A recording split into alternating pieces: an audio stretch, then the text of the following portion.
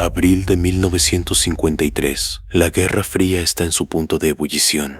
El gobierno de los Estados Unidos está aterrorizado. Sus soldados, capturados en la Guerra de Corea, están confesando crímenes biológicos en televisión abierta, con la mirada vacía, como si sus mentes hubieran sido hackeadas. La inteligencia americana llega a una conclusión aterradora. Los soviéticos han descubierto el secreto del lavado de cerebro. Para la Agencia Central de Inteligencia, la CIA, la única respuesta lógica es ganar esta nueva carrera armamentista, no con bombas, sino con el control absoluto de la mente humana. Así nace el proyecto más oscuro, ilegal y perturbador jamás financiado por un gobierno occidental, el proyecto MK Ultra.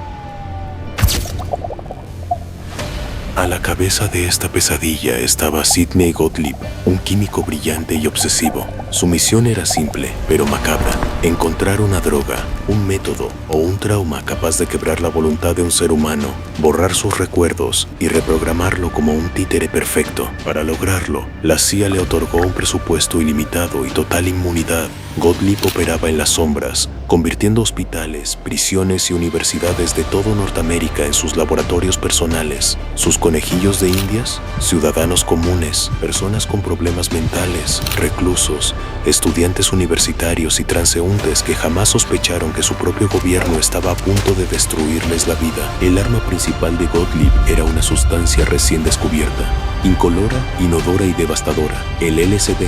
La CIA compró la reserva mundial entera de este químico. Creían que administrado en dosis masivas y sin previo aviso, rompería la psique humana. Comenzaron probando en prisiones federales. A los reclusos se les prometía tiempo libre a cambio de participar en experimentos médicos. Lo que recibían eran dosis letales de alucinógenos que los enviaban a viajes de terror ininterrumpido durante semanas. Pero Gottlieb necesitaba ir más allá. Necesitaba saber cómo reaccionaría el ciudadano común. Y así, el experimento salió a las calles. Bajo la orden directa de la inteligencia, agentes encubiertos comenzaron a introducir LSD en las bebidas de personas al azar, en bares, en restaurantes e incluso en el metro. Ciudadanos que iban al trabajo de repente perdían el contacto con la realidad, sumergiéndose en un infierno de alucinaciones paranoicas sin saber por qué. Muchos terminaron en instituciones psiquiátricas. Otros, incapaces de soportar el terror, se quitaron la vida. A la CIA no le importó. Eran daños colaterales en la guerra por la mente. Pero la locura llegó a su punto máximo en la ciudad de San Francisco, con la Operación Clímax de medianoche. La CIA instaló pisos francos, departamentos falsos decorados como burdeles de lujo. Contrataron a trabajadores sexuales para atraer a hombres de negocios a estas habitaciones. Una vez allí, sus bebidas eran adulteradas con dosis masivas de LSD. Detrás de espejos de doble visión, sentados en la oscuridad, agentes federales con libretas y vasos de whisky observaban y tomaban nota de cómo los hombres colapsaban en el pánico y el delirio. Estaban observando la destrucción de la mente humana como si fuera una obra de teatro. Cuando las drogas químicas no eran suficientes, el proyecto MK Ultra recurría a la tortura física. En hospitales psiquiátricos financiados en secreto por la CIA en Canadá, el Dr. Ewen Cameron llevó a cabo la conducción psíquica. Su objetivo era borrar la mente de los pacientes hasta dejarlos como un papel en blanco. Sometía a mujeres y hombres que entraban por depresión leve a semanas de coma inducido químicamente. Mientras estaban inconscientes, cintas de audio debajo de sus almohadas reproducían mensajes denigrantes miles de veces al día. Al despertar, recibían terapias de electrochoque tan violentas que olvidaban cómo hablar, olvidaban a sus hijos y perdían todo rastro de quiénes eran. Habían sido vaciados. Pero el secretismo absoluto no podía durar para siempre, y la tragedia golpeó a los propios arquitectos del terror. Frank Olson, un biólogo que trabajaba en armas biológicas para el gobierno, comenzó a dudar de la moralidad del proyecto. Durante un retiro de la CIA, Gottlieb deslizó LSD en la copa de Olson sin que él lo supiera. Olson sufrió una crisis paranoica profunda. Días después, en medio de la noche, Olson atravesó el cristal de la ventana de su habitación de hotel en Nueva York, cayendo 10 pisos hacia su muerte. La CIA lo encubrió de inmediato, clasificándolo como un simple suicidio por estrés. Olson sabía demasiado y el LSD fue el arma perfecta para silenciarlo. El programa MK Ultra funcionó en la sombra absoluta durante casi 20 años, destruyendo miles de vidas anónimas.